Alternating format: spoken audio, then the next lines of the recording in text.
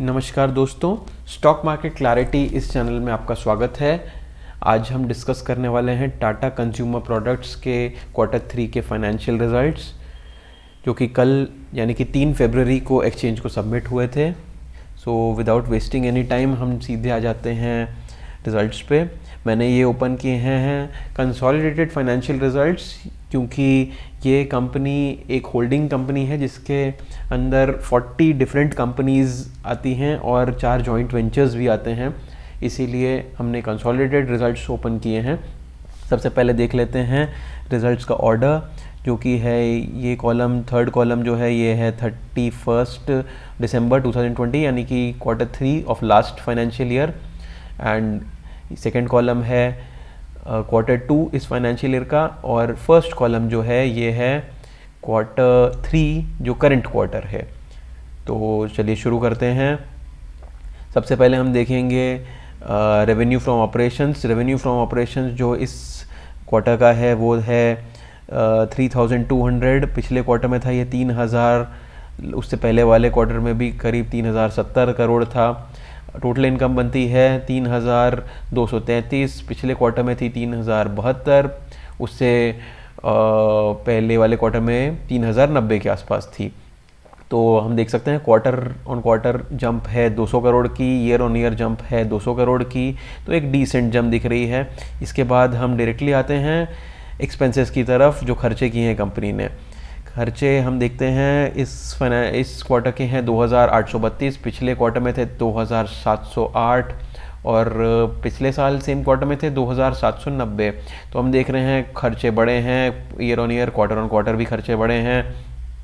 अब एक्सपेंसेस को अगर रेवेन्यू में से माइनस करेंगे, इनकम में से खर्चों को माइनस करेंगे, तो आएगा प्रॉफिट बिफोर टैक्स। तो प्रॉफिट बिफोर टैक्स इस क्वार्टर का है 387 करोड़, पिछले क्वार्टर में था ये 347 करोड़, और लास्ट ईयर के सेम क्वार्टर में था 292 करोड़। तो हमें देखने को मिल रहा है ईयर ऑन ईयर क्वार्टर में जंप है करीब 90 करोड़ का, और क्वार्टर ऑन क्वार्टर भी जंप है करीब 40 करोड़ का। एक डिसेंट जंप दिखाई दे रहा है। रिजल्ट्स अब तक तो अच्छे दिख रहे हैं। अब इसके आगे हम चलते हैं। अगर प्रॉफिट कमाया है तो कंपनी को, गवर्नमेंट को टैक्स देना पड़ेगा। तो टैक्स के बाद जो नेट प्रॉफिट आफ्टर टैक्स आता है वो है इस क्वार्टर का 287 करोड़। इसमें अगर, क्योंकि जैसे मैंने आपको भी बताया था कि इस कंपनी के और भी सब्सिडरीज हैं और जॉइंट वेंचर्स भी हैं, तो उनके प्रॉफिट में जो शेयर होगा इस कंपनी का, उसको मिलाने के बाद जो फाइनल कंसोलिडेटेड ग्रुप प्रॉफिट आएगा वो इस Q3 का है 290 करोड़।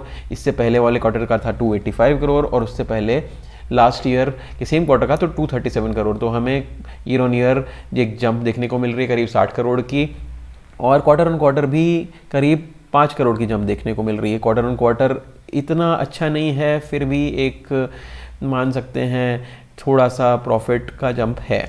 तो इसके बाद हम चलते हैं directly EPS earning per share की तरफ, जो कि रिफ्लेक्ट करता है कंपनी के प्रॉफिट को ही। तो अब हम इसमें देख सकते हैं कि पिछले क्वार्टर से लेके अभी तक थोड़ा सा ड्रॉप है 2.91 का, अभी क्वार्टर में 2.88 हो चुका है, और पिछले साल सेम क्वार्टर में था 2.37, जो कि अभी हो चुका है 2.88। तो ईयर ऑन ईयर नंबर्स बहुत अच्छे हैं, क्वार्टर ऑन क्वार्टर ठीक ठाक डिसेंट नंबर्स हैं। देखते हैं कि ये नंबर्स कल आने के बाद मार्केट को कैसे लगे थे।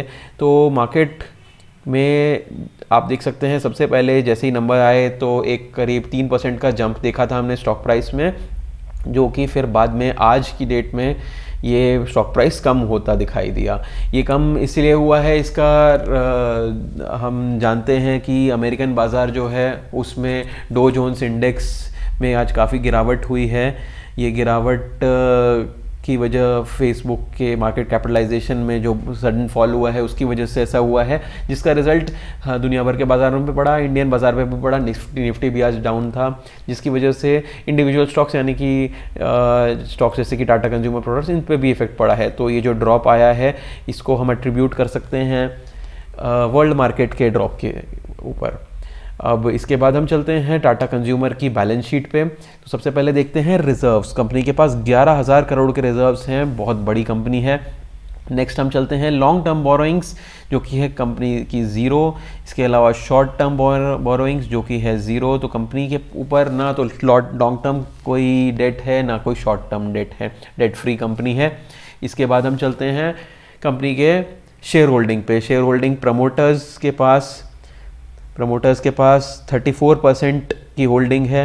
FIIs जो हैं फॉरेन इंस्टीट्यूशनल इन्वेस्टर्स, उनके पास है 25% की होल्डिंग। DIIs के पास 13% की होल्डिंग, और पब्लिक के पास, पब्लिक होल्ड करती है 26% की होल्डिंग। तो हमें एक डिसेंट शेयर होल्डिंग देखने को मिल रही है इस कंपनी में। तो अब हमने इसके नंबर्स देख लिए, हमने इसकी बैलेंस शीट देख ली है और इसकी शेयर होल्डिंग भी देख ली है। अब इस कंपनी को जो लोग होल्ड करते हैं उनके मन में यह ख्याल होगा कि ये स्टॉक गिर गया है एक ही दिन में, स्टॉक के रिज़ल्ट्स आने के बाद, मार्केट में इसके रिज़ल्ट्स आने के बाद ये स्टॉक गिर गया है, तो क्या किया जाए, कैसे बेच दिया जाए। यहाँ पे मैं आपको बताना चाहता हूँ कि जो कंपनी के MD एंड CEO हैं सुनील डिसूजा साहब, उनने कल एक प्रेस रिलीज़ में बताया था कि कंपनी ने जो इसके स्ट्रीट एस्टिमेट्स हैं, जो मार्केट का जो इसको लेके जो एस्टिमेट था उनको बीट किया है। कंपनी के जो स्ट्रीट एस्टिमेट्स थे उनके हिसाब से जो इसका प्रॉफिट था उसको एस्टिमेट किया गया था 375 करोड़, सॉरी माफ़ी चाहूँगा 275 करोड़। लेकिन अभी जैसा कि हमने देखा कि ग्रुप का जो एक्चुअल प्रॉफिट आया है इस Q3 का, वो आया है 290 करोड़। तो कंपनी 275 करोड़ को बीट किया है, कंपनी ने एक्चुअली 290 करोड़ अचीव किया है।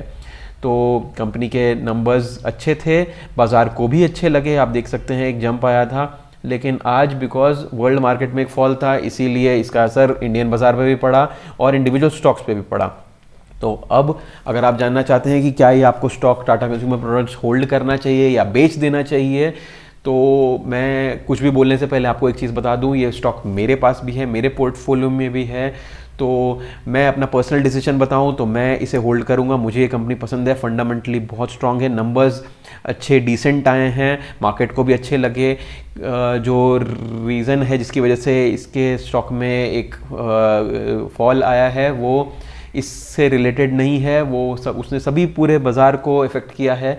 तो मैं इस स्टॉक को होल्ड करूंगा। मैं आपको तो यही सजेस्ट करूंगा कि आप, अगर कोई और आपका पर्सनल रीज़न नहीं है इसको सेल करने का, तो आप भी होल्ड करें। मैं तो उम्मीद करूंगा ये और गिरे ताकि हम इसे और ख़रीद पाएँ, मैं अपने पोर्टफोलियो में और ऐड कर सकूं। तो ये मेरा पर्सनल डिसीजन रहेगा। अगर आपका कोई और ओपिनियन है, अगर आप इसे किसी और रीज़न से बेचना चाहते हैं, तो ये टोटली आपका कॉल रहेगा। तो ये थे टाटा कंज्यूमर प्रोडक्ट्स के Q3 के रिजल्ट्स। अगर आपको ये वीडियो पसंद आया हो, इस वीडियो ने आपकी ज़िंदगी में कुछ भी वैल्यू ऐड की हो, तो प्लीज़ इस वीडियो को लाइक करिए, चैनल को सब्सक्राइब कीजिए, वीडियो को शेयर कीजिए, और इस तरह के और वीडियोस के लिए please visit this channel again. Thank you so much.